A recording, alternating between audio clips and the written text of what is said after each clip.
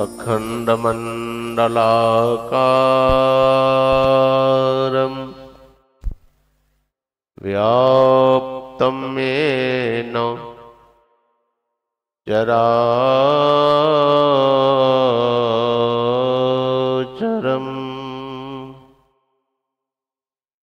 तत्पदं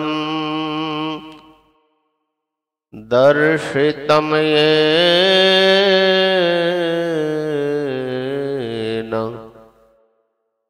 तस्मै श्री गुरुवे नमः। सद्गुरु मेरे स्वामी,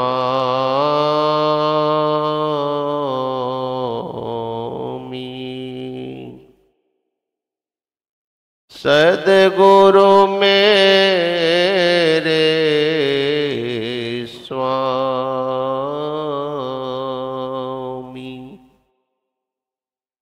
मैं उनके दास जन्म जन्म मोहि दीजियो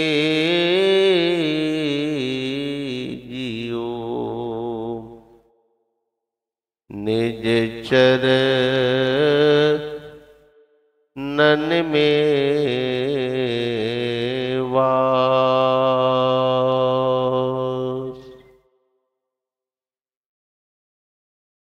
करुणा के अवतार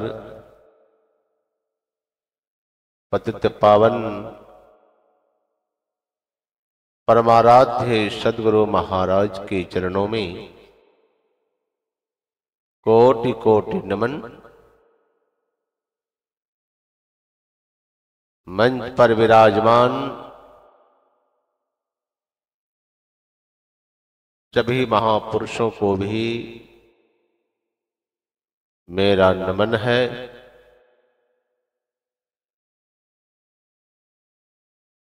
इस नेपाल संत मत सत्संग के विराट आयोजन में पधारे हुए सत्संग प्रेमी माताओं एवं बहनों,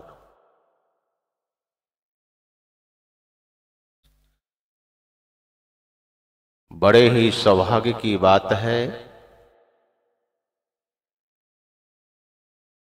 कि आज हम लोग इस घोर कली काल में, जहां मनुष्य आज मशीन बन चुके हैं, काम करने के लिए मानव के पास आज समय का बहुत अभाव हो गया है। लेकिन ऐसे व्यस्ततम जीवन में भी आप लोग समय निकाल करके संत मत के सत्संग में बैठ करके संतों के ज्ञान को सुनकर मानव जीवन को सफल कर रहे हैं।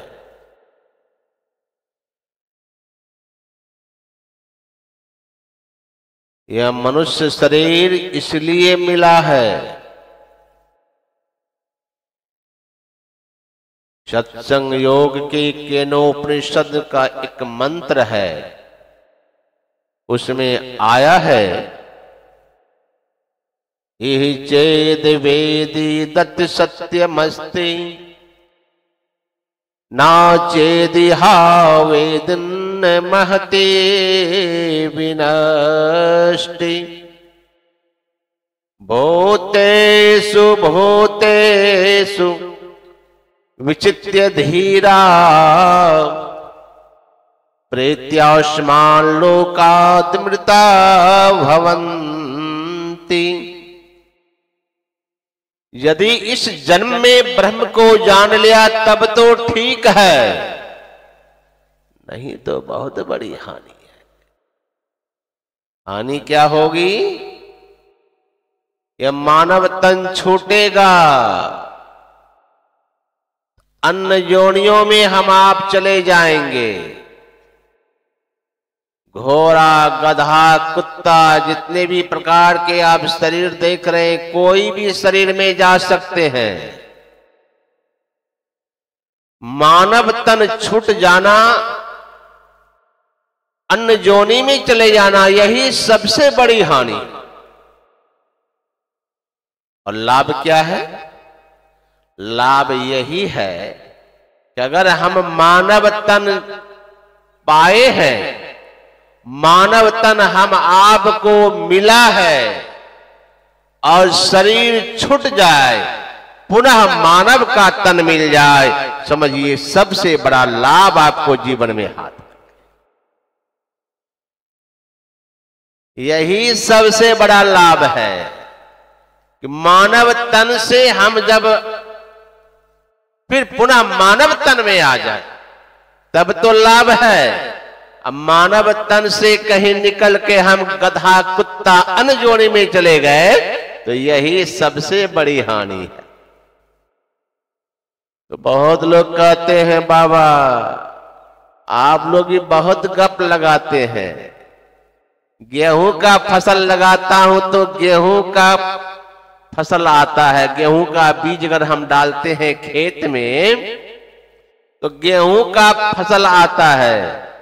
धान का बीज हम लोग डालते हैं खेत में तो धान का फसल आता है। तो हम बोएंगे धान तो गेहूं कैसे उपजेगा? बोएंगे गेहूं तो धान कैसे हो जाएगा?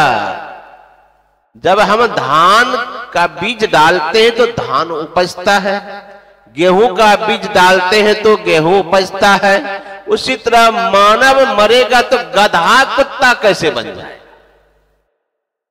ये महात्मा लोग डींग हाँकते हैं, सबको डराने का काम करते हैं। ऐसे भी बोलने वाले की कमी नहीं है। बात तो बिल्कुल सही है।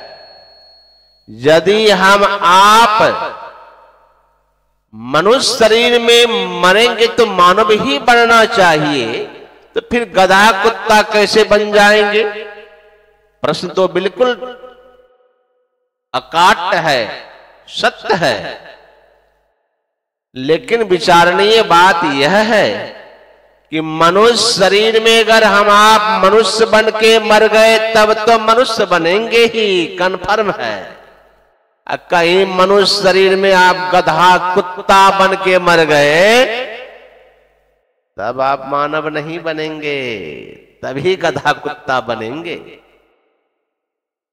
कहेंगे बाबा क्या मानव के तन में भी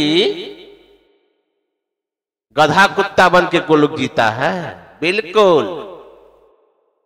हमारे महापुरुषों ने कहा, खाना, पीना, सो जाना और ये सब काम है पशु समान। यदि मानव के तन में आकर के हम अच्छा अच्छा भोजन करते हैं, स्वादिष्ट भोजन लेते हैं, सर भय लगा हुआ है, नींद लेते हैं और संसार के विषय सुख को अगर भोगते रहते हैं और कभी प्रभु का चिंतन नहीं करते हैं, कभी प्रभु का भजन नहीं करते हैं, तो अब मानव के तन में मानव नहीं, अब निश्चित जानवर ही है, निश्चित जानवर है। इतना काम तो पशु भी करता है, वह भी खाता है। कहेंगे कैसे हम पशु हो गए? तो पशु होने का मैं प्रमाण देता हूं। और संत महापुरुष भी यही बात कहते हैं कि मानव के तन में हम पशु कैसे हैं? इसलिए कि यही काम हम भी करते हैं और वही काम पशु भी करता है। पशु भी खाता है, पशु भी सोता है, पशु भी संतान पैदा करता है, पशु भी नींद लेता है, पशु को भी डर भय लगा हुआ है, और आप में भी उतना ही काम करते रह गए। तो अंतर क्या हुआ? अंतर यही है, उसको पूंछ है और बिना पूंछ के हम आप जानवर हैं, है तो पशु ही। इसलिए हमारे उपनिषदकार कहते हैं भाई, यह जो मानव का तन मिला है ईश्वर को जानने के लिए, ब्रह्म को जानने के लिए। देखिए हमारे हिंदू लोग, सनातन धर्म के लोग, वैदिक धर्म को मानने वाले परमात्मा को क्या कहा? ईश्वर, ब्रह्म। मुस्लिम भाई इसी परमात्मा को कहते अल्लाह, खुदा। और ईसाई वाले कहते हैं गॉड, और चीन वाले कहते हैं तितीन। देखिए सब कोई अलग अलग नामों से पुकार रहे, लेकिन है वही, एक ही बात है।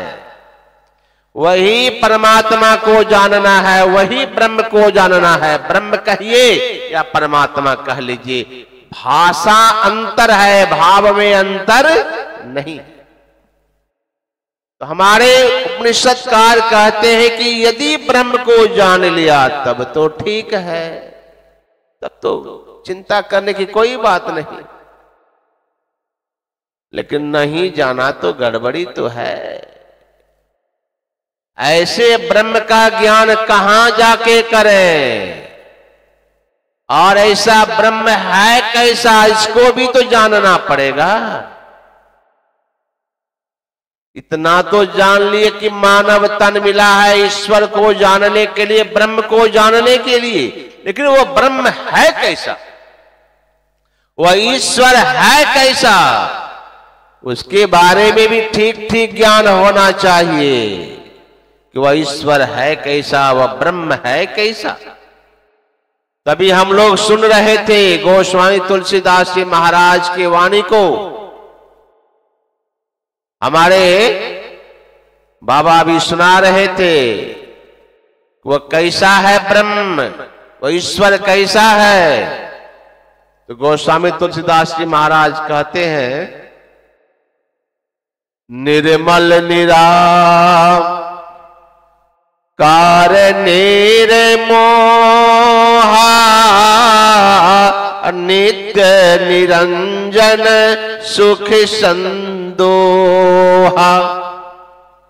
वह परमात्मा निर्मल है, निराकार है, उसका कोई आकार प्रकार नहीं होता। परमात्मा का कोई आकार नहीं। मतलब ये हाथ पैर, ये अंग जो देखते हैं हम, कहते ये परमात्मा के आकार नहीं है। तो हमारे यहां तो बहुतों अवतार हुए हैं इस धरती पर। ये आकार प्रकार वाले कौन भगवान हैं? क्या ये ब्रह्म नहीं है? तो इसके बारे में गोस्वामी तुलसीदास जी महाराज कहते हैं, ये जो अवतार की चर्चा हम लोग 10 अवतार की चर्चा सुनते हैं, इनके बारे में गोस्वामी जी ने कहा ये अवतार क्या है? ये ब्रह्म नहीं है तो है कौन? तो भगत हेतु भगवान प्रभु राम धरव तनुभु। कहते भक्तों की रक्षा करने हेतु ये अनेक रूप धारण करते हैं। कैसा? जथा अनेक वेश धरी नृत्य करई नट कोई, सोई सोई भाव दिखावई आपन होई ना। श्री सद्गुरु महाराज की जय। कहते ये उसी तरह का आकार प्रकार वाले वही है जैसे कोई बहुरूपिया। गोस्वामी जी ने स्पष्ट खोल के कह दिए हैं कि जैसे कोई बहुरूपिया अनेक रूप धारण करता है, लेकिन वो वही नहीं हो जाता है। कभी काली का रूप बना लेता, बहुरूपिया को देखिएगा, कभी दुर्गा का रूप बना लेगा, कभी भोले बाबा का रूप बना लेंगे, कभी हनुमान जी का रूप बना लेंगे। क्या वे भोले बाबा हैं? क्या वे हनुमान जी हैं? नहीं, रूप तो बनाया भोले बाबा का, रूप बना लिया हनुमान जी का, बहुरूपिया रूप बना लिया काली मैया का, लेकिन वह वही नहीं हो जाता है। उसी तरह कहते हैं वो परमात्मा भक्तों की रक्षा करने हेतु अनेक रूप धारण किए हैं। कब? जब जब हो यही धर्म की हानि, बाढ़ ही असुर अधम अभिमानी, तब तब प्रभु धर ही विविध शरीरा। जब जब धर्म का नाश करने के लिए तुल जाते हैं, साधु पुरुषों को वे तंग करते हैं। कौन? ये दुष्ट लोग, राक्षस जिसको कहिए। ये दानवी प्रवृत्ति का जब साम्राज्य हो जाता है, देव वृत्ति का लोग नाश करने लग जाते हैं, साधु पुरुषों का नाश करने लग जाते हैं, धर्म को नाश करने के लिए ये लोग तुल जाते हैं कि हमें धर्म का नाश करना ही है। तब समय समय पर जिस रूप की आवश्यकता पड़ी, जरूरत पड़ी ब्रह्म रूप का तो ब्रह्म रूप धारण किए, जरूरत पड़ी नरसिंह रूप का तो नरसिंह रूप धारण किए, जरूरत पड़ा जब भगवान राम के रूप का तो भगवान रूप धारण किया, जब भगवान कृष्ण के रूप की आवश्यकता पड़ी तो भगवान कृष्ण के रूप में धरती पर आए। निश्चित दानवों के अत्याचार जब तक बढ़ा, साधु पुरुषों को जब जब वे दुख देने के लिए बिल्कुल तुल गए कि हमें साधु पुरुषों को दुख पहुंचाना है, धर्म को नाश कर देना है, तब तब प्रभु जब जिस रूप की आवश्यकता पड़ी वही रूप धारण करके पुनः अपना काम कर लिए, और फिर जिस रूप जहां जैसा थे उसी में जाके समा गए।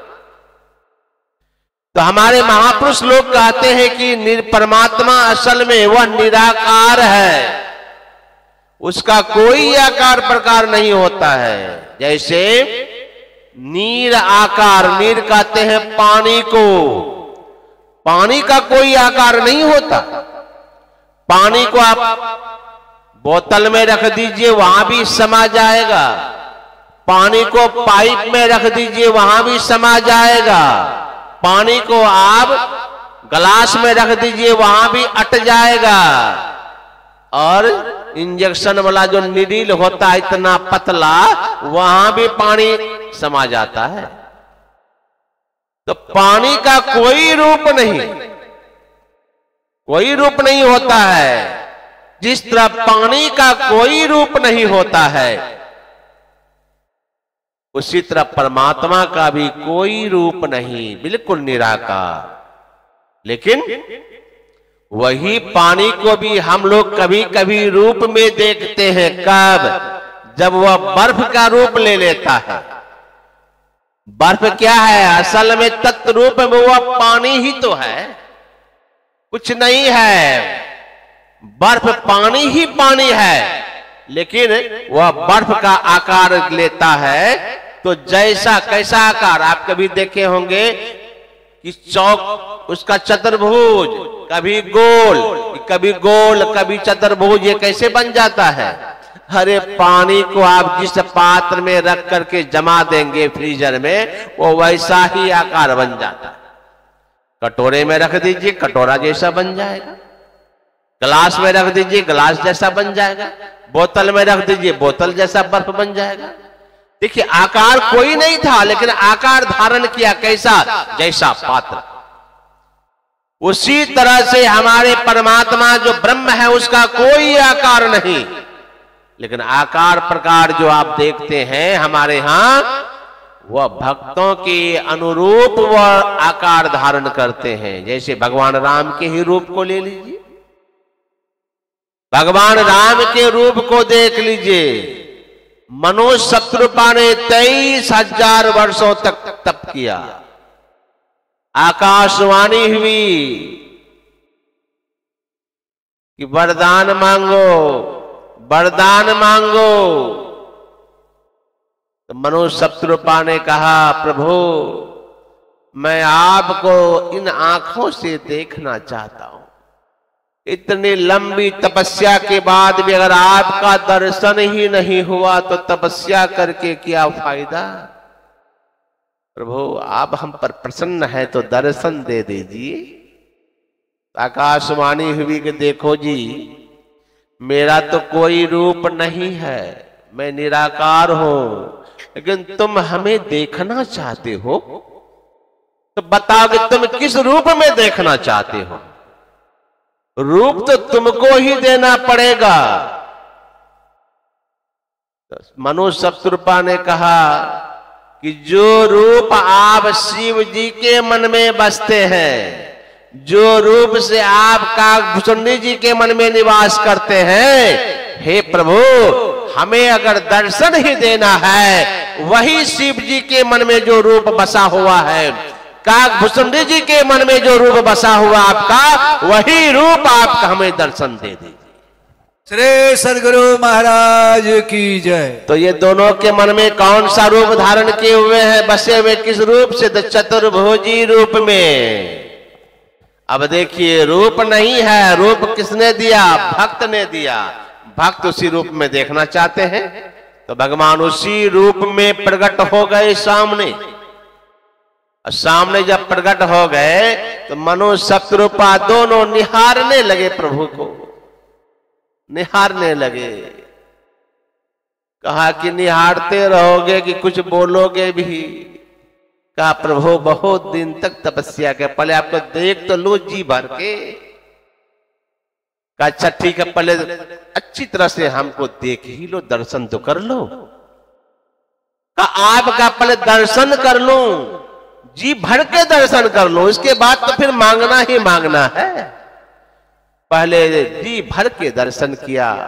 कहा अय प्रभु आपने कहा कि कुछ मांग लो, मैं आया हूं और बिना दिए तो कुछ जा नहीं सकता हूं, तुम इतना तपस्या किए, बोलो क्या चाहिए तुम। तो दोनों हाथ जोड़ के कहते हैं क्या चाहिए। अब आपको देखने के बाद मन में एक ही अभिलाषा जगी है, क्या? आपके जैसा ही हमको एक बेटा हो जाता, एक पुत्र हो जाता। लेता तो किसी को हम भेज देते जी, लेकिन हमारे जैसा तुम बेटा मांग रहे हो, हमारे जैसा पुत्र मांग रहे हो। अरे हमारे जैसा तो दुनिया में कोई है ही नहीं। इसका मतलब है कि तुम हमें ही पुत्र बनाना चाहते हो। दोनों ने कहा प्रभु मैं तो ये नहीं कहा कि आप ही मेरे पुत्र बन जाइए, लेकिन अंदर अभिलाषा यही है, हृदय की पुकार यही है कि आप जैसा ही पुत्र हमको हो जाता। भगवान ने कहा ए मस्तो, अगले युग में, अगले कल्प में तुम ही दोनों दशरथ और कौशल्या के रूप में इस धरती पर आओगे और मैं तुम्हारा पुत्र बन करके जरूर आऊंगा। ये आशीर्वाद दिया, ये वरदान दिया। और वही त्रेता युग में दशरथ और कौशल्या के नाम से जाने गए। और जब दशरथ कौशल्या के रूप में आए तो भगवान राम के रूप में प्रकट हुए। गोस्वामी तुलसीदास जी महाराज लिखते हैं भय प्रकट कृपाला दीन दयाला कौशल्या हितकारी हर्षित महतारी मुनि मनहारी अद्भुत रूप विचारी। जब भगवान प्रकट हुए हैं, बेटा बन करके आ गए, तो माता कौशल्या प्रभु को निहार रही है। और कैसा रूप लेके आए हैं? 4 भुजा। तो माता कौशल्या कहती है प्रभु हम तो पुत्र बन करके आने के लिए कहे थे, आप 4 हाथ लेकर के प्रकट हो गए। आप तो पुत्र बन करके मैंने कहा था कि आप जैसा पुत्र होना चाहिए, तो आप 4 भुजा लेकर के यहां प्रकट हो गए हैं। कल ही लोग क्या कहेंगे, कौशल्या के घर में पुत्र जन्म हुआ है 4 हाथ वाला, तो हमारी तो जग हसाई हो जाएगी। कहीं 4 हाथ वाला पुत्र भी होता है। तो भगवान ने कहा तो क्या करूं? तो गोस्वामी जी लिखते हैं माता कौशल्या ने क्या कहा भगवान से, माता पुनि बोली सो मति डोली तजहु तात यह रूपा। हे प्रभु इस रूप को छोड़ दीजिए। तो कौन सा रूप धारण करूं? कि जय शिशु लीला अति प्रिय शीला। शिशु रूप धारण कीजिए, बालक का शिशु रूप धारण करना पड़ेगा। का तब बच्चा जन्म लेता है तो पहले शिशु रूप में ना आता है, किसी को पुत्र होता है तो आप पहले शिशु रूप में तो प्रकट हो जाइए। तो भगवान उस चतुर्भुजी रूप को त्याग करके शिशु रूप धारण किया और 10 महीने का बालक बन करके भगवान राम ऐसे बैठे हुए हैं। जब भगवान राम बैठे हुए हैं चुपचाप, तो माता कौशल्या कहती है कि प्रभु आप पुत्र तो बन गए, लेकिन इस तरह से चुपचाप गोबर गणेश की तरह बैठे रहने से पता कैसे चलेगा कि पुत्र का जन्म हुआ है? तो कहा तब क्या करूं? कहा कि बालक जब जन्म लेता है उसको रोना पड़ता है, उसको रोना पड़ता है, इसलिए थोड़ा सा रोइए। माता कौशल्या क्या कर रही है? थोड़ा सा रोइए। बालक बच्चा जब जन्म लेता है तो अगर वो नहीं रोए तो घर में यह भी चिंता का विषय होता है कि बालक रोया क्यों नहीं। बालक को रोना पड़ता है। तो भगवान कहते हैं हमको रोना भी पड़ेगा। अब निश्चित जब बाल रूप धारण किए हैं तो रोना तो पड़ेगा, पुत्र बन के आए हो ना, तो रो थोड़ा। तो जैसे माता ने कहा कि रोना पड़ेगा, तो गोस्वामी तुलसीदास जी महाराज लिखते हैं सुनी वचन सुजाना रोदन ठाना। अब रोदन ठान दी, भगवान रोने लगे। रो रहे हैं, रो रहे हैं, रो रहे हैं, जोर जोर से रो रहे हैं।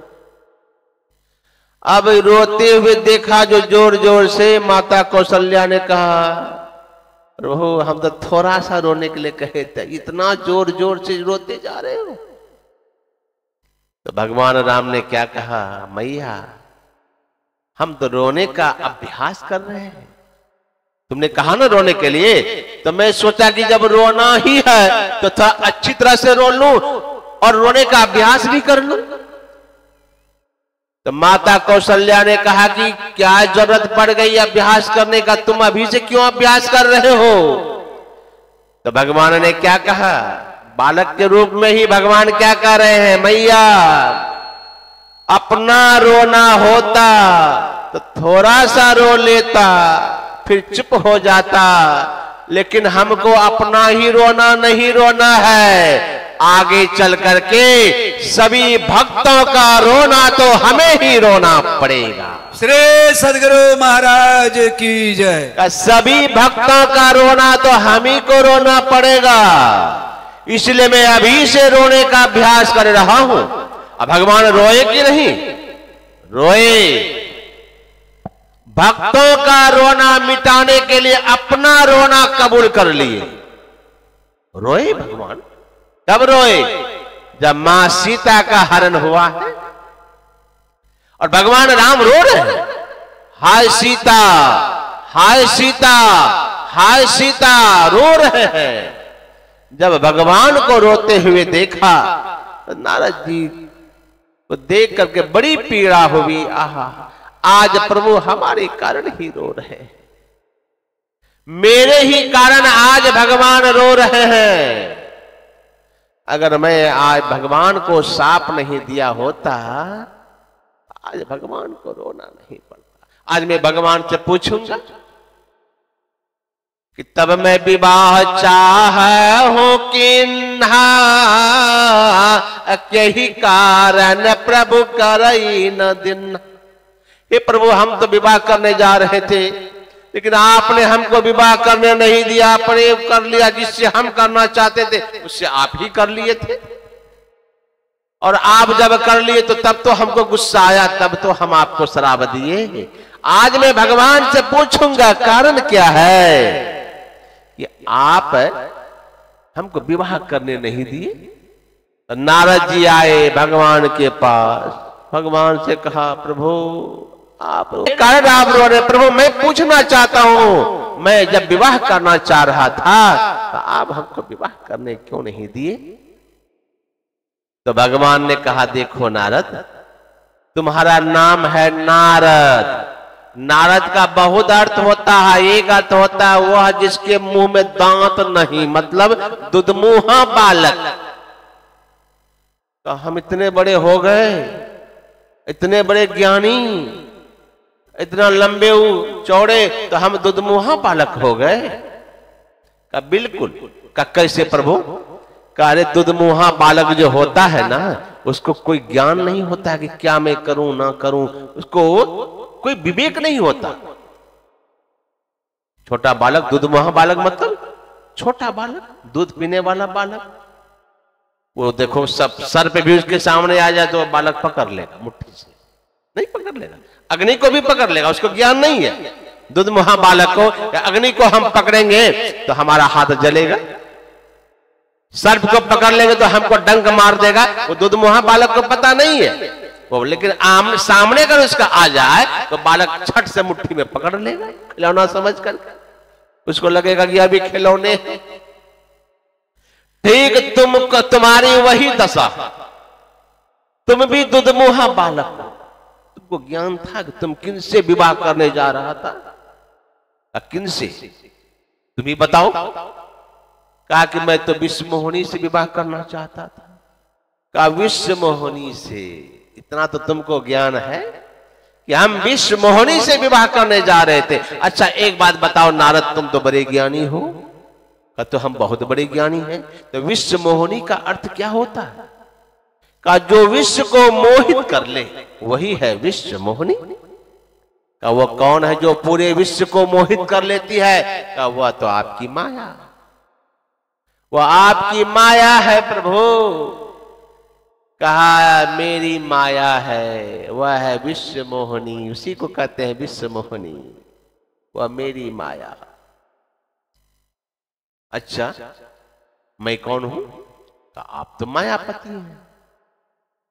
का मैं मायापति हूं, विश्व मोहिनी मेरी माया, और मैं उनका पति, तो हमारी कौन लगे। आपकी अर्धांगिनी है। कहा अच्छा तुम हमको क्या मानते हो। नारद जी ने कहा आप तो हमारे परम पिता हैं। कहा मैं तुम्हारा परम पिता, तो रिश्ते में तुम्हारी माया विश्व मोहिनी कौन लगी। का माता जी ही तो लगी। का उसी का न विवाह का प्रस्ताव लेके आया था। हे भगवान माता जी से विवाह करा दीजिए। तुमको ज्ञान था किनसे विवाह करने के लिए जा रहा था।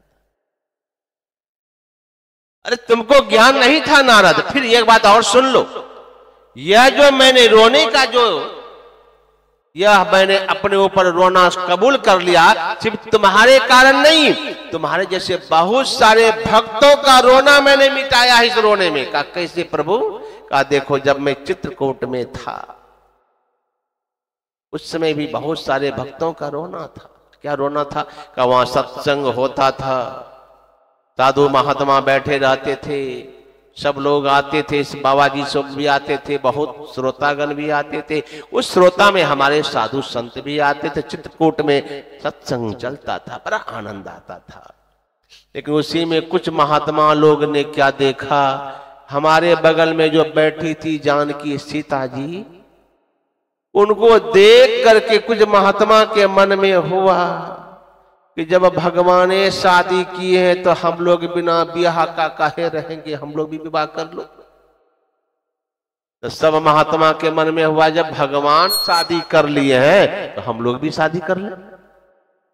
तब क्या हुआ। क्या हुआ, सब महात्मा गया, जब सत्संग समाप्त हुआ सब बैठ के मीटिंग किया कि जब भगवान शादी कर सकता है जी तो हम लोग काहे कुमारा रहेंगे, हम लोग भी शादी करो। अब वो जटाधारी बूढ़े दांत मुख टूट गया, उसको कौन देंगे अपनी बेटी शादी करने के लिए। अब सब बाबा जी प्लान कर रहा है कि हम भी विवाह कर ले, हम लोग भी विवाह कर ले। तो कहा विवाह बेटी कौन देंगे, बधू कौन देंगे, कौन बनेंगे? तो उसी में एक महात्मा थे बुद्धिजीवी, कहा हम काहे जाएंगे किसी से बेटी मांगने के लिए, ये पहाड़ किस दिन काम आएगा? पहाड़ से शादी करोगे? अरे पहाड़ से शादी नहीं करेंगे, चलो हम लोग सब बाबा जी सत्संग भजन छोड़ो, अच्छे नहीं हथौड़ी उठाओ, अब पहाड़ को काट काट करके नारी का शक्ल बनाओ अपने से, अब पत्थर की नारी बना लेंगे, एक दिन भगवान को ही लाएंगे, चरण छुला देंगे, सब पत्थर कन्या बन जाएगी और सामूहिक विवाह संपन्न हो जाएगा। कहा अच्छा ये भी तो बहुत अच्छा उपाय बताया तुमने। सब महात्मा जी पहाड़ काट करके छेनी हथौड़ी लेके बैठ गए। अब सब पत्थर को काट करके नारी का शक्ल बनाने लग गए। गुरुजी सब तो सब व्यस्त हो गए। दो चार गो चेला लोग आया भगवान के पास।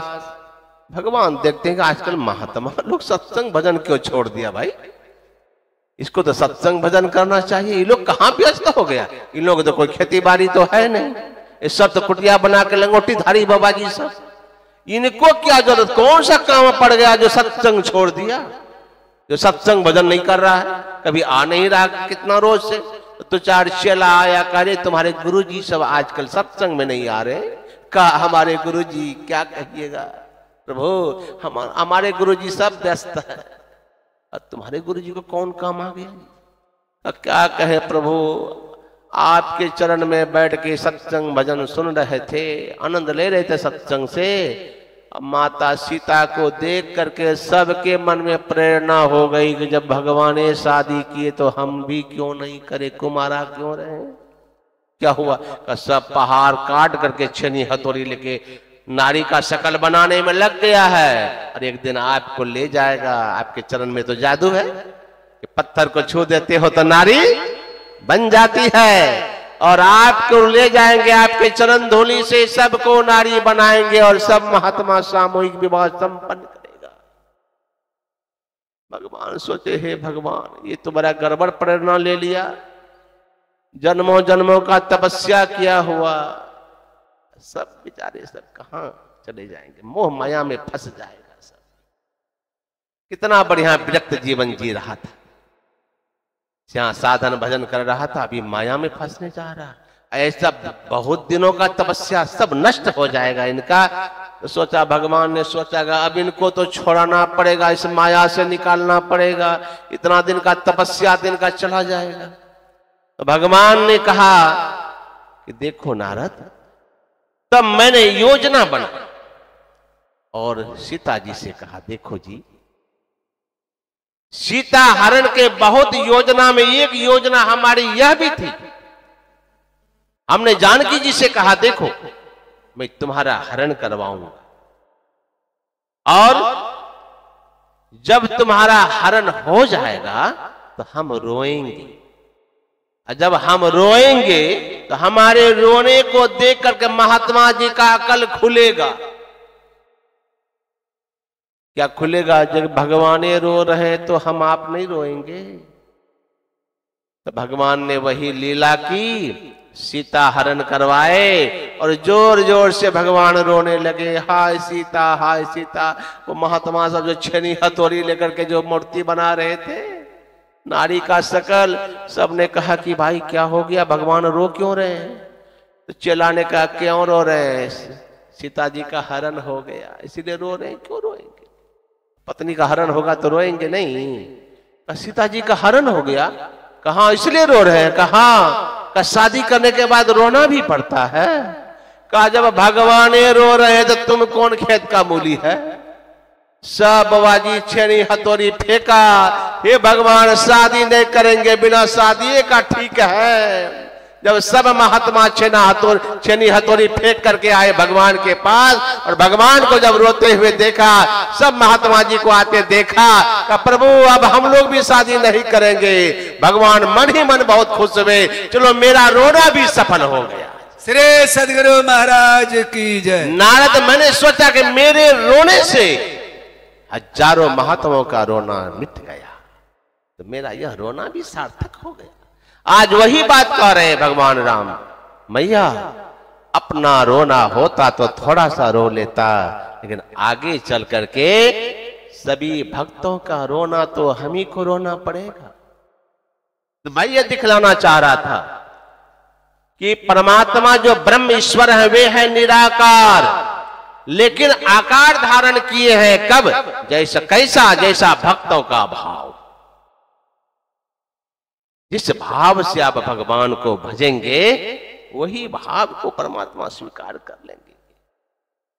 आप अगर भगवान को जैसा, भगवान ने कहा, भगवान कृष्ण ने गीता उपदेश में कहा अर्जुन से, हे अर्जुन जे यथा मा प्रपदन्ते तेन तथा वेम भजाम्यहम्, हमको जिस रूप में जो भजना चाहता है हम उसी भाव को स्वीकार कर लेते हैं, लेकिन हमारा कोई रूप नहीं है, कोई रूप नहीं है। निर्मल निराकार निर्मोहा नित्य निरंजन सुख संदो,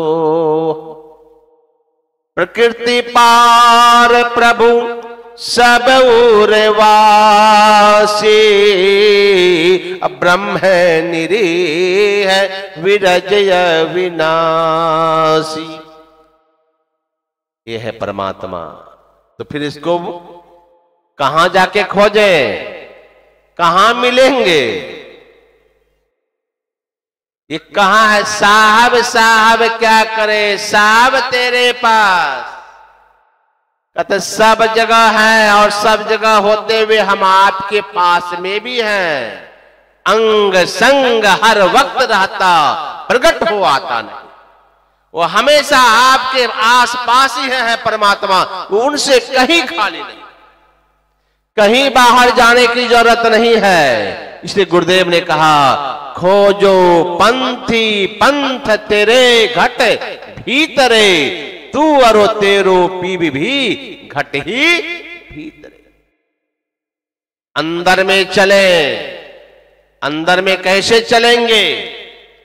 इसके लिए संतों से भेद लेना पड़ेगा, मनमानी नहीं होगा।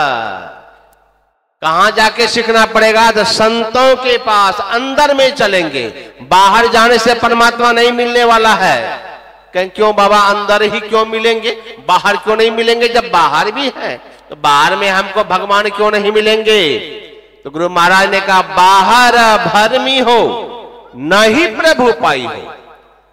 गारंटी देते हैं कि नहीं मिलेगा, दावे के साथ गुरु महाराज कहते हैं बाहर नहीं मिलेगा। क्यों नहीं मिलेगा?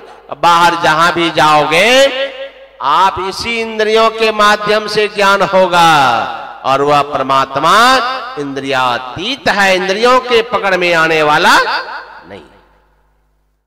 इसलिए अंदर चलें। कैसे चलेंगे? कैसे चलेंगे? तो हमारे संत राधा स्वामी साहब ने कहा इस नगरी में तिमिर समाना भूल भरम हर बार, खोज करो अंतर उजियारी छोड़ चलो 9 द्वार। 9 द्वारों से ऊपर उठ के 10वां दरवाजा में जाना पड़ेगा, और यही 10वां दरवाजा में जाने का भेद हमारे सदगुरु बताते हैं। और गुरु महाराज ने कहा बिन दया संतन की में ही जानना इस राह को हुआ नहीं।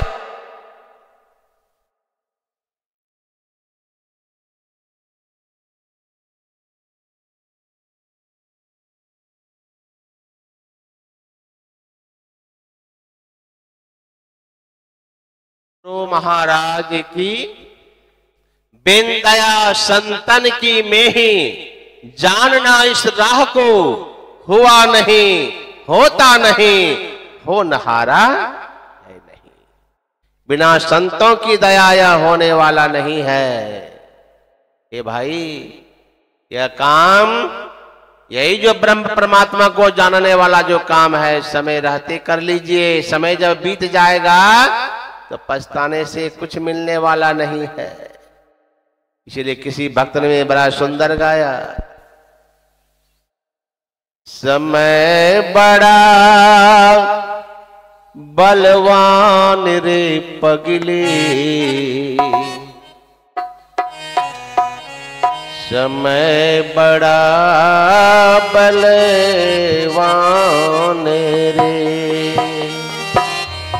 समय बड़ा बलवान रे पगले, समय बड़ा बलवान रे, समय बड़ा बलवान रे, बलवान रे। एक दिन सभी को जाना होगा, एक दिन सभी को जाना होगा, निर्धन या धनवान रे पगले, समय बड़ा बलवान रे, समय बड़ा बलवान रे पगले, समय बड़ा बलवान रे,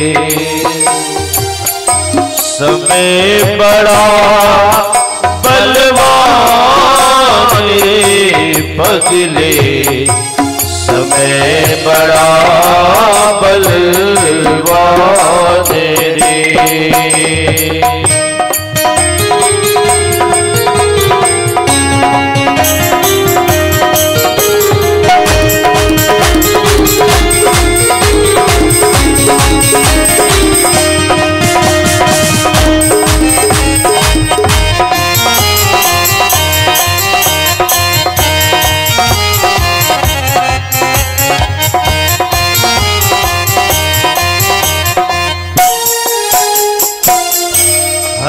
दुर्लभ यह मानव जीवन, है दुर्लभ यह मानव जीवन, बड़ा कठिन पाना मानव जन,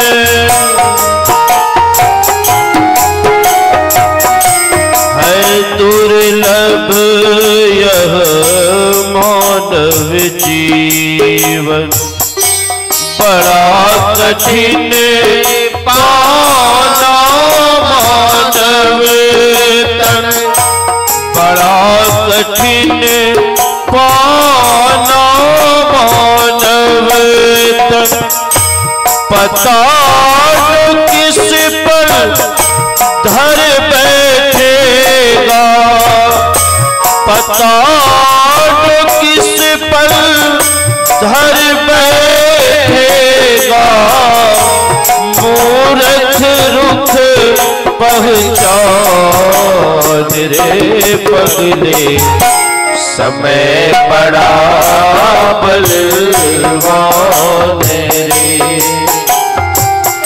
समय बड़ा बलवान रे पगले, समय बड़ा बलवान रे,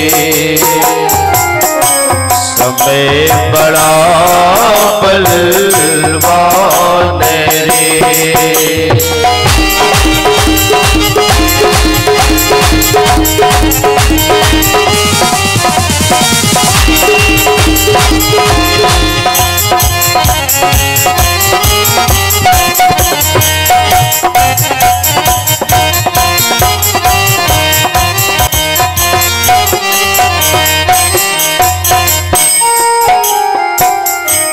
जिस दिन आया तू धरती पर, जिस दिन आया तू धरती पर, काल चला हम जोली बने गए,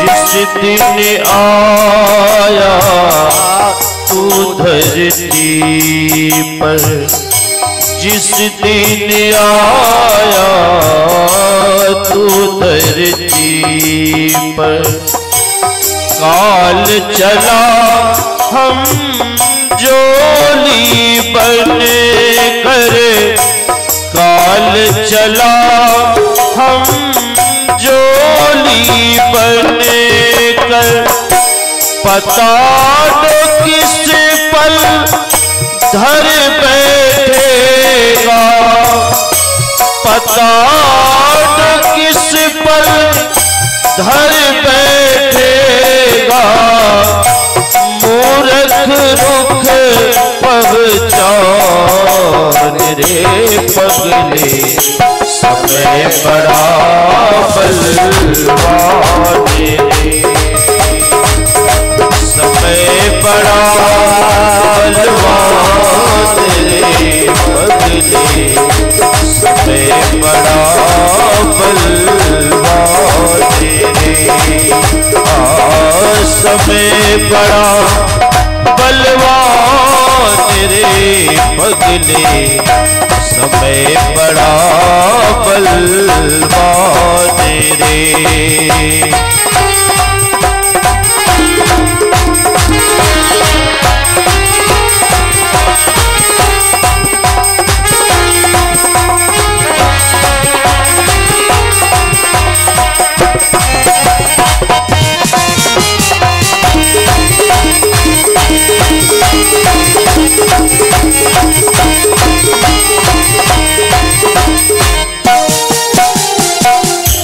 काम बहुत पर जीवन थोड़ा, काम बहुत पर जीवन थोड़ा, उस पर मन का चंचल घोड़ा,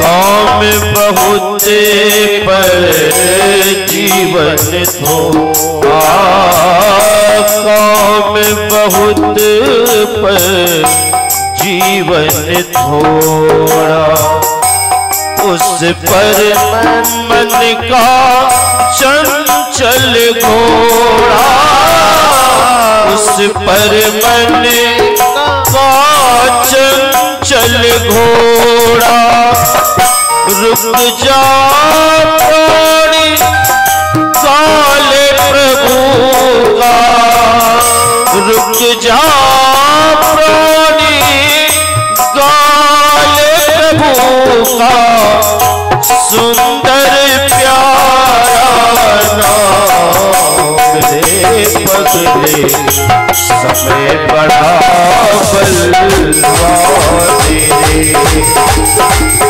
रुक जा प्राणी काले प्रभु का, सुंदर प्यारा नाम रे पगले, समय बड़ा बलवान रे, समय बड़ा बलवान रे पगले, समय बड़ा बलवान रे।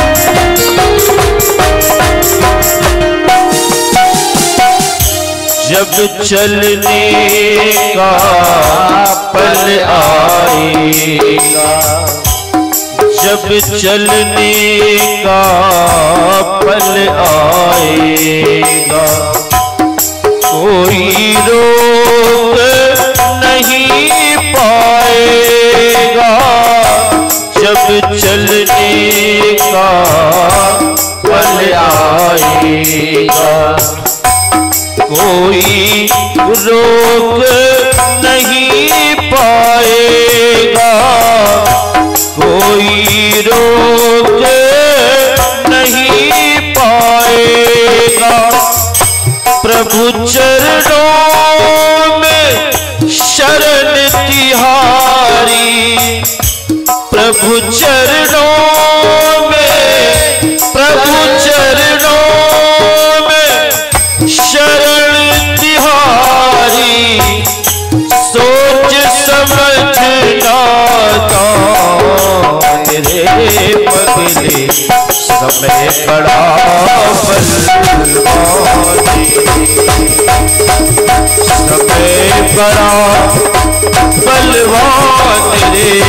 पगले समय बड़ा बलवान रे,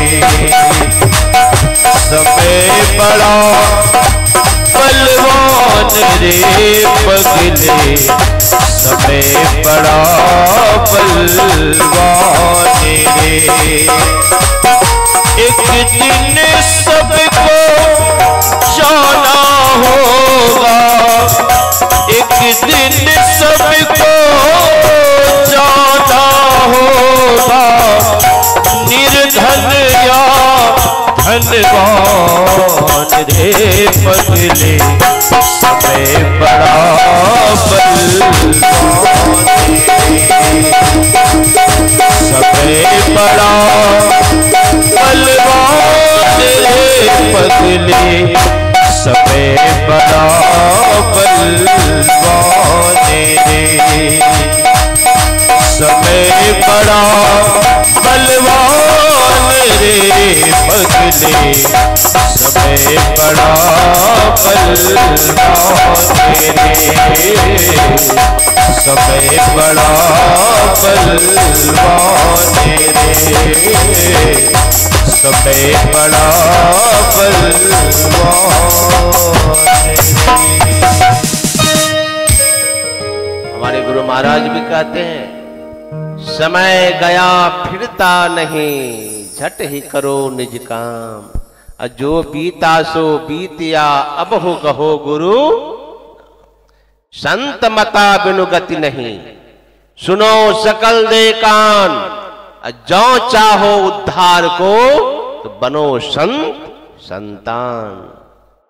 परमात्मा को पाना चाहते हैं तो संतों का संतान बनना ही पड़ेगा। संतान शिष्य को कहते हैं, संतों का शिष्य बनना ही पड़ेगा। आज मत बनिए, 10 जन्म ले लीजिए, करोड़ जन्म ना ले लीजिए, याद रखिए बिना संतों का संतान बने, बिना संतों का शिष्य बने, कल्याण होने वाला नहीं है, होने वाला नहीं है। इसलिए सद्गुरु के पास जाकर के युक्ति जान करके इस परमात्मा को जानने की कोशिश सबको करना चाहिए। क्यों? हमारे गुरु महाराज ने कहा है कि जितने मनुष्य तनधारी हैं प्रभु भक्ति कर सकते सभी, सबको भक्ति करने का अधिकार परमात्मा ने दिया है और सबको यह परमात्मा तक धाम तक जाने का रास्ता सबके मानव के तन के अंदर में भी है, बाहर में नहीं मिलेगा यह रास्ता। इसलिए तो मानव शरीर की विशेषता भी तो बताया भगवान ने। क्या कहा? हे प्रजाओ, हे गुरुजनों, हे पूर्ववासियों, बड़े भाग मानुष तन पावा। सबसे दुर्लभ शरीर है यह मानव। क्यों? इसकी विशेषता क्या है? का यही शरीर के अंदर में परमात्मा तक जाने का रास्ता है। स्वर्ग नरक जाना ये तो अपने अपने कर्मों के अनुसार है। आप पुण्य कर्म करेंगे स्वर्गलोक को प्राप्त करेंगे, पाप कर्म करेंगे नरक लोक को चले जाएंगे। लेकिन मोक्ष धाम जाने का रास्ता भी इसी मानव तन के अंदर में है। स्वर्ग जाए चाहे नरक जाए चाहे मोक्ष धाम को जाए, तीनों सीढ़ी इसी मानव तन में है। इसलिए भगवान ने कहा कि सबसे बड़ी विशेषता है कि साधन धाम मोक्ष कर द्वारा। इस मानव के शरीर में साधन का धाम और मोक्ष का द्वार है और यहीं से वह रास्ता खुलता है। कहां? परमात्मा तक जाने के लिए। तो कैसे जाएंगे? तो वही युक्ति जो हम लोग सीख चुके हैं, एक नाम का जाप खूब मनोयोग पूर्वक करते रहें, करते रहें, करते रहें। मन भागे, मन को लौटा लौटा के मंत्र में लगाइए। मानस जाप करते करते करते करते जब मंत्र में मन लीन हो जाए, जाप हो कि आप हो ऐसी स्थिति हो जाए तो समझिए आपका मंत्र जाप सिद्ध हो गया। फिर मानस रूप का ध्यान कीजिए, जो रूप के प्रति आपकी निष्ठा हो। हमारे गुरु महाराज ने कहा कि आप जिस रूप के प्रति आपकी निष्ठा है उस रूप का मानस रूप का ध्यान कर सकते हैं। लेकिन ऐसा नहीं, कभी काली माँ का, थोड़ा दुर्गा माँ का, कभी भगवान राम का, कभी शिव बाबा का, कभी गुरु महाराज का भी कर लिए। ऐसे काम नहीं चलेगा। एक निष्ठ, एक इष्ट की पूजा, एक इष्ट का ध्यान, किसी एक रूप को ले लीजिए। अगर आपको भगवान राम के प्रति निष्ठा है उसी रूप का अवलंब ले लीजिए, मानस रूप का। शिव बाबा के प्रति निष्ठा है तो उसी रूप का अवलंब ले लीजिए। दुर्गा माँ के प्रति निष्ठा है तो उसी रूप का इष्ट लेकर के, रूप बना करके आप मानस रूप का चिंतन करें। अगर गुरु रूप के प्रति निष्ठा है तो गुरु रूप का ही ध्यान करें। लेकिन थोड़ा थोड़ा सबका नहीं, किसी एक रूप का ध्यान, इसलिए एक नाम का जाप, और जिसका जाप करें उसी के अनुरूप रूप का ध्यान भी करें। फिर मानस जाप, मानस ध्यान जब ठीक ठीक हो जाएगा, और इसको भी ठीक से सुन के कीजिए। आज हमारे पास एक भक्त आए, कहते बाबा आप ही से दीक्षा लिए थे, लेकिन हमको तो लगता है कि थोड़ा और समझ में भूल है। हमने कहा अच्छा हुआ, मन में सोचा कि समझने आ गए। तो मैंने कहा आप क्या जपते हैं? तो वो तो कुछ और ही बोलने लगे। तो हमने कहा कि ये तो हमने नहीं बताया है, ये आप कहाँ से सीख लिए? हम तो यह मंत्र बताए थे आपको। कहता बाबा मुंह में यही आ जाता है। तो कैसे काम चलेगा? मंत्र भी ठीक ठाक समझ लीजिए जहां दीक्षा लिए हैं। जो मंत्र है उसी को जपना पड़ेगा। गड़बड़ सरबड़ मंत्र जपेंगे उलट पुलट तो फल भी उल्टा पुल्टा होगा। इसीलिए एक नाम का जाप, जहां दीक्षा लिए हैं, जिनसे दीक्षा लिए हैं उनसे पूछिए। भूल गए हैं तो भूलना ये हमारी कमजोरी है, लेकिन भूल का सुधार भी तो होनी चाहिए। अब भूले हैं तो भूले हैं, तो उल्टा पुल्टा नाम नहीं, गलत सलत नाम नहीं। जो सही नाम बताया गया, जो सही मंत्र है उसको सीख करके जपिए और मानस रूप का ध्यान कीजिए। फिर दृष्टि योग की साधना, दृष्टि योग की साधना जब हम करेंगे, जैसे दृष्टि की धार एक होगी, अंदर में क्या होगा? ज्योति का उदय होगा, प्रकाश का दर्शन होगा। और जहां प्रकाश का दर्शन हुआ वहीं शब्द भी सुनाई पड़ेगा। क्यों? जहां प्रकाश है वहीं शब्द भी है। और यही प्रकाश शब्द क्या है? यही परमात्मा का दोनों हाथ है। यो कि ये परमात्मा का दोनों ये गोद है, यो कि ये दोनों हाथ कहिए चाहे परमात्मा का गोद कहिए। जो भक्त साधना करके अंदर में ज्योति का दर्शन कर लेता है, प्रकाश को प्राप्त कर लेता है, सत्य को प्राप्त कर लेता है। हमारे पूज्य बाबा महर्षि शाही स्वामी जी महाराज कहा करते थे कि जो साधना करके प्रकाश और सत्य को पा लिया, मानो परमात्मा के दोनों हाथ के बीच में चला गया। उस पर चाहे बम गिरे, चाहे बम गोला गिरे, उसका जीवन में कभी अनिष्ट हो नहीं सकता। श्री सदगुरु महाराज की जय। ये है संत मत की साधना, परमात्मा को पाने का।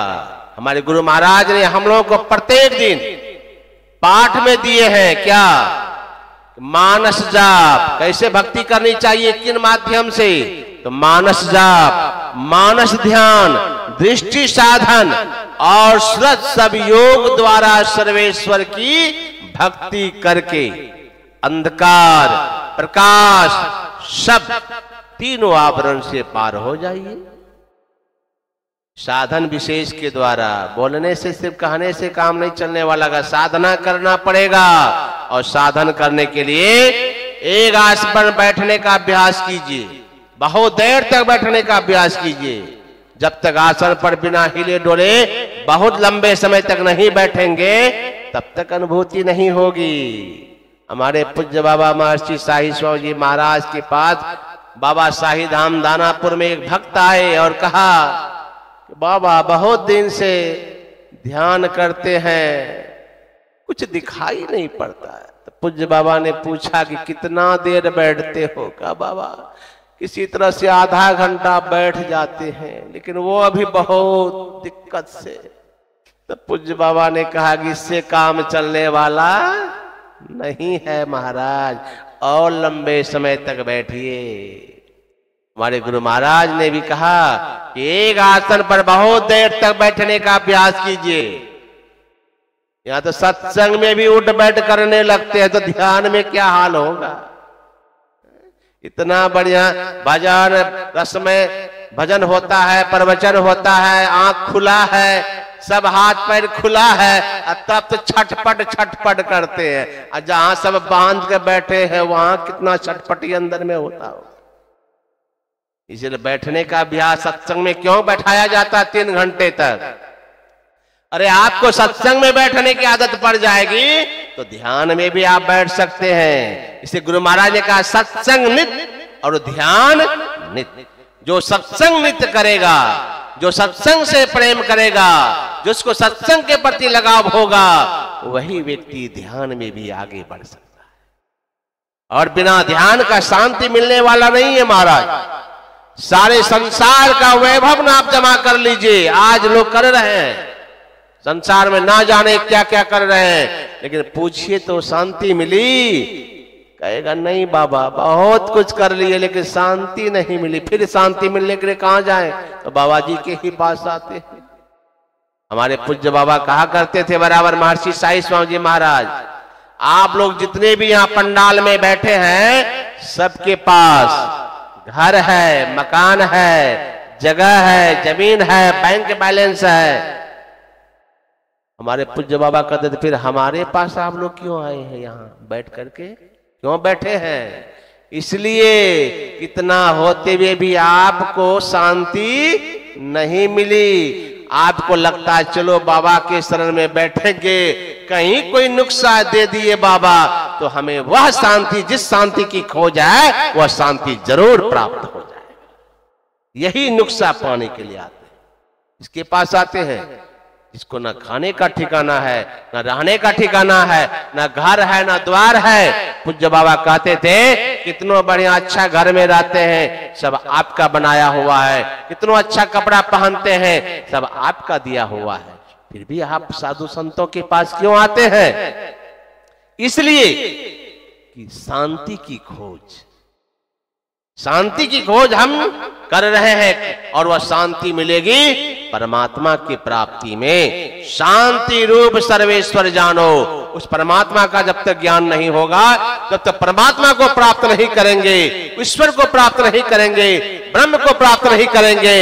अरे महाराज संसार पति बन जाइए ना, फिर भी आपको शांति मिलने वाला नहीं है। श्री गुरु महाराज ने कहा जन लिपटो रे प्यारे, जग परदेसवा सुख कछु ये हवा, यह परदेसवा काल को भेसवा, जोर आवाए दुख पाई। जो भी आया सबको दुख ही दुख मिला। ये दुखालय है महाराज, ये संसार क्या है? ये दुखालय है। जैसे आप पुस्तकालय में जाकर के अगर आप दवाई मेडिसिन खोजिएगा तो मिलने वाला नहीं है। क्यों? वहां तो पुस्तक का घर है, तो वहां मेडिसिन कहां से मिलेगा? और औषधालय में चले जाइएगा आप, और औषधालय में जाके कहेगा हमको एक मैथमेटिक्स का पुस्तक दो, तो मिल जाएगा? नहीं मिलेगा। औषधालय में औषधि दवाई मिलती है, पुस्तकालय में पुस्तक मिलती है। जहां हिमालय है वहां तो बर्फ ही बर्फ है, वहां खोजेंगे गर्मी तो मिलने वाला नहीं। यह संसार उसी तरह दुखालय है। यहाँ जो भी आए हैं गुरु महाराज कहते जोर आबाई दुख पाई, यह दुख का घर है। यहाँ तो दुख ही दुख मिलता है, तो सुख कहाँ मिलेगा? गुरु महाराज कहते हैं सुधि करो प्यारे हो अपना देश के जहां कलेश कचुनाई। हम अपने देश को चले, यह हमारा देश नहीं है, यह परदेश है। परदेश, यह परदेश में किसी को सुख नहीं मिला। हम आपका अपना देश परमात्मा का धाम है, और हम आपको उसी की तलाश है, उसी के वियोग में हम दुखी भी हैं, उसी की खोज हम आपको है। जब तक हम आप उसको प्राप्त नहीं कर लेते हैं, ये खोज आपके अंदर में जारी रहेगा, जारी रहेगा। हम उनके अंश हैं, परमात्मा हमारे अंशी हैं। जब तक हम अपने परमात्मा अंशी से दूर रहेंगे तब तक हम आप दुखी रहेंगे। हमारे पूज्य बाबा कहा करते थे बराबर कि किसी का बच्चा खो जाता है मेला बाजार में, वह बच्चा को मेला अधिकारी पकड़ के ले जाते हैं, बच्चा को रोते हुए देखता है, उठा के ले जाते अपने कार्यालय, बच्चे को मिठाई देता है, खिलौना देता है, थोड़ा देर मिठाई का पा करके खिलौना पा के खुश तो होता है, फिर उठा के फेंक देता, रोने लगता है। उसी समय अगर देश का प्रधानमंत्री आ जाए, देश का राष्ट्रपति आ जाए और वो आके कहे बाबू क्यों रोती हो, चुप हो जाओ, हम देश का राष्ट्रपति हैं, आओ हम तुमको गोद में लेते हैं, चुप हो जाओ, चुप होगा बच्चा? नहीं होगा। प्रधानमंत्री आके भी गोद ले लेगा फिर भी बच्चा चुप नहीं होगा। क्यों नहीं होगा? इसीलिए बच्चा रो क्यों रहा है? ना तो खिलौने के लिए रो रहा है, ना तो मिठाई के लिए रो रहा है, ना तो प्रधानमंत्री की गोद के लिए रो रहा है। रो रहा है इसलिए अपने माता पिता से बिछुड़ गया। उसी तरह हम आप भी परमात्मा से बिछुड़ गए हैं और परमात्मा से जब तक बिछुड़े रहेंगे तब तक हम आपका रोना धोना मिटने वाला नहीं है। उस परमात्मा सत्य का ज्ञान कीजिए, वही परमात्मा सत्य है, बाकी सब तो असत है। और जब तक असत को सत्य मान बैठे रहेंगे तब तक रोना धोना रहेगा। एक कहानी का है कि उसके बाद मैं वाणी में विराम दूंगा, समय भी अधिक होने जा रहा है। एक किराएदार रहता था एक सेठ जी के मकान में। सुन लीजिए ध्यान से कहानी को, उसके बाद तो समापन का ही समय आ जाएगा। अभी की बेला में तो हम लोग आरती के साथ ही संपन्न करेंगे।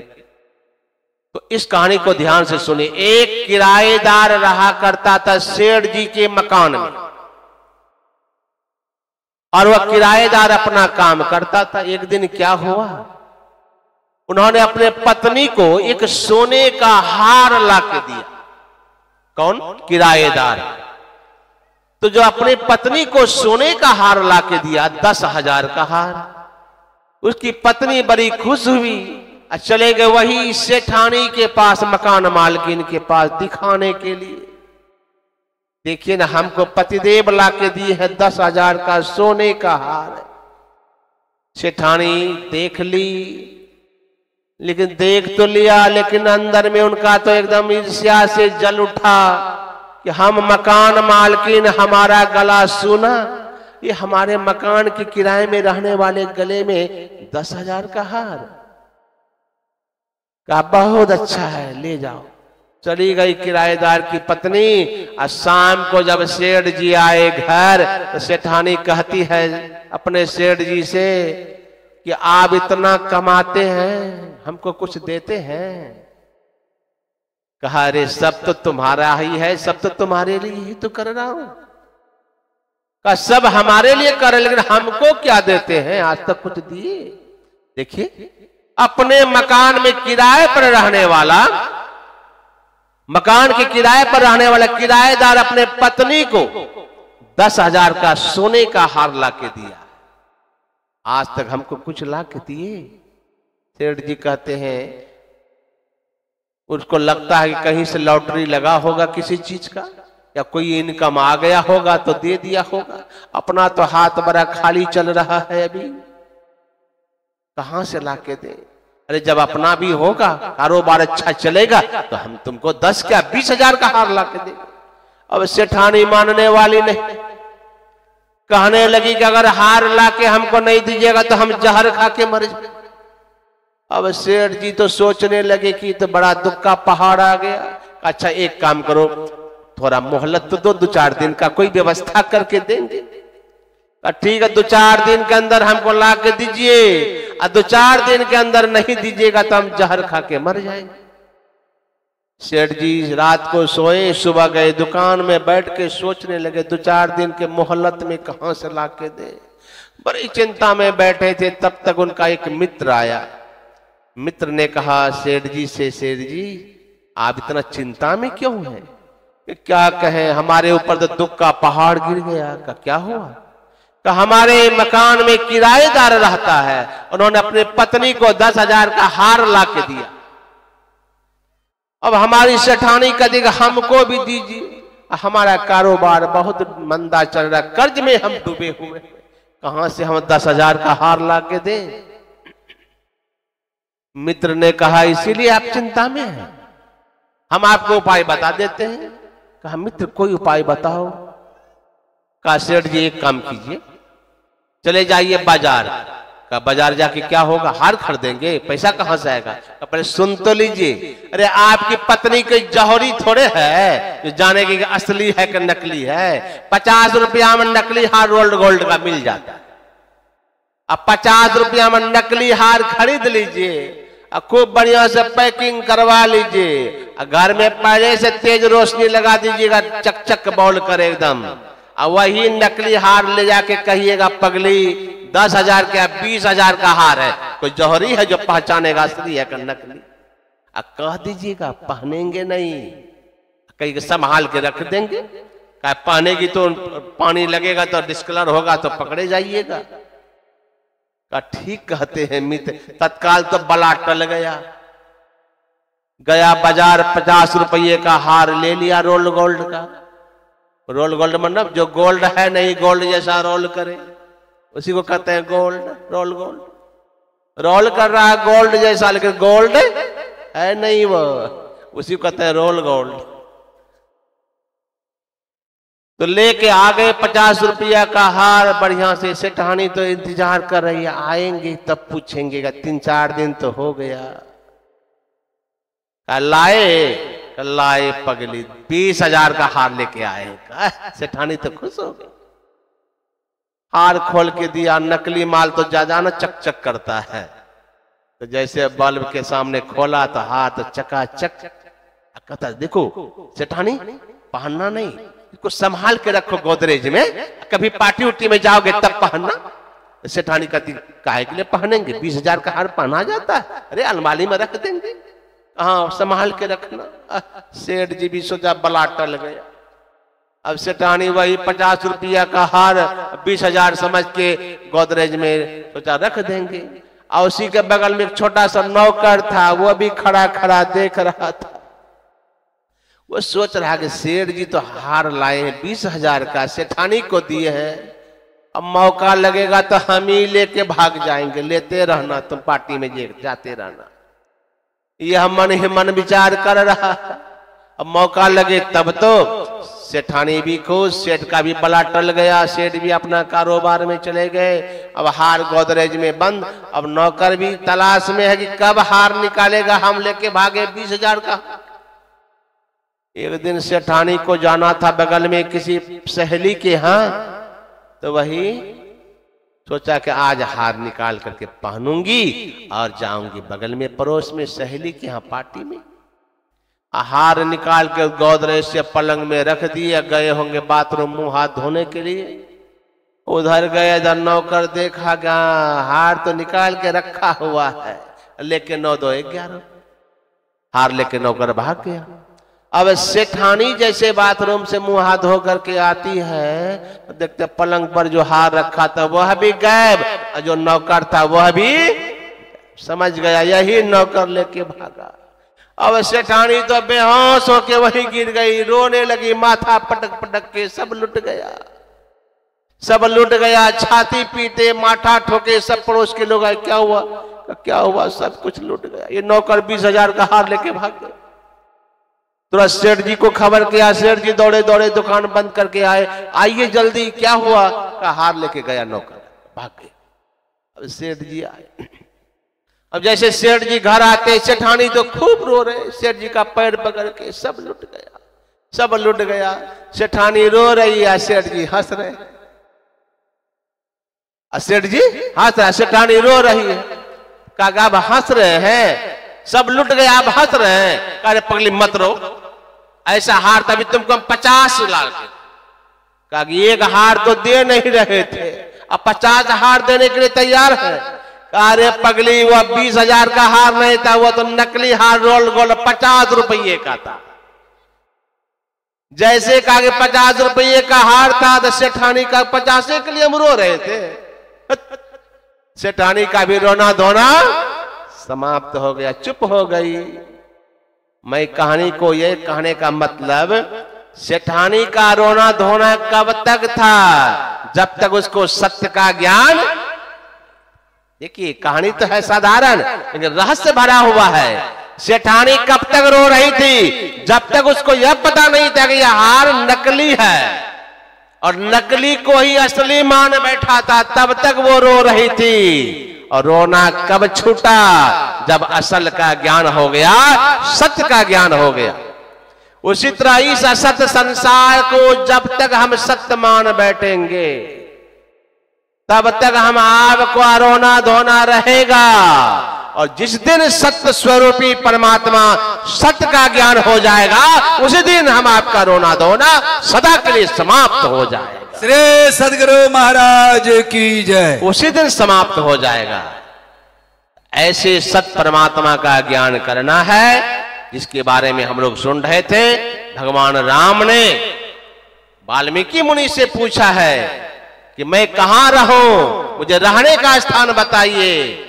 तो भगवान से वाल्मीकि मुनि कहते हैं, राम पहले तो हे राम, आपका कहां निवास नहीं है, आप तो सब जगह हैं, आपसे कहीं भी खाली नहीं है।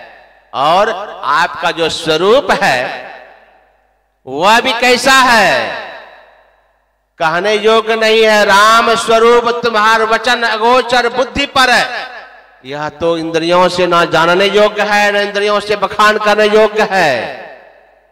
हमारे गुरु महाराज ने भी कहा, प्रभु वर्णन में आवे नहीं। और कबीर साहब ने भी कहा, जस कथिए तस होत नहीं, जस है तैसा सोई। उस परमात्मा के बारे में कितनों भी हम बखान कर ले, जैसा कार्य वैसा परमात्मा नहीं है। क्यों? जिसके द्वारा हम बखान कर रहे हैं उसकी वहां पहुंच नहीं है महाराज। इसीलिए उस परमात्मा तक पहुंचने का रास्ता संतों के पास है। उनको जान करके नित्य नियमित साधना कीजिए, कभी न कभी उस परमात्मा के धाम को प्राप्त करेंगे। और जिस दिन परमात्मा को प्राप्त कर लेंगे तो हम आपका सदा का दुख का अंत हो जाएगा। इसलिए उस परमात्मा को जाने और जान करके अपने जीवन, मानव जीवन को सफल करें। और हमारे उपनिषदकार भी यही कहते हैं कि जन्म जो हुआ है एकमात्र ब्रह्म को जानने के लिए जानिए। फिर इसी जानने की बात कैसे जाना जाएगा, इसकी विशेष चर्चा हम लोग कल प्रातः काल सत्संग में, कल अपराह्न काल के सत्संग में, और 2 समय का सत्संग होगा। 5:30 अभी बजने जा रहा है, 2-3 मिनट बाकी है। तो कल भी आप लोग आइए। हो सकता है हमारी घड़ी कहीं इंडियन टाइम बता रहा हो, तो मैं अपने घड़ी के अनुसार बोल रहा हूं। हो सकता है आपके समय ज्यादा हो जाए तो क्षमा कीजिएगा, क्योंकि मैं तो अपने घड़ी में देख रहा हूं। अब हमें पता नहीं चल रहा कि नेपाली समय दे रहा है कि इंडियन दे रहा है, लेकिन मेरे घड़ी में जो समय हो रहा है 5:27। लेकिन आपकी घड़ी में जो हो उसके अनुसार जो भी हो। लेकिन अब कार्यक्रम की अब समाप्ति होगी। कल दोनों समय के सत्संग में इसी तरह से आइए और सब समय का सत्संग आके सुनिए, तभी पूरा ज्ञान होगा। एक समय का सुनिएगा, एक समय का नहीं सुनिएगा, तब पूरा ज्ञान होने वाला नहीं है। क्यों? कि सब बातें एक ही समय में कह देना संभव नहीं है। कह भी देंगे तो आप समझ नहीं पाएंगे। इसीलिए और 2 समय का सत्संग है, आइए सुनिए और सुन करके अपने मानव जीवन को सफल कीजिए। बोलिए श्री सद्गुरु महाराज की जय।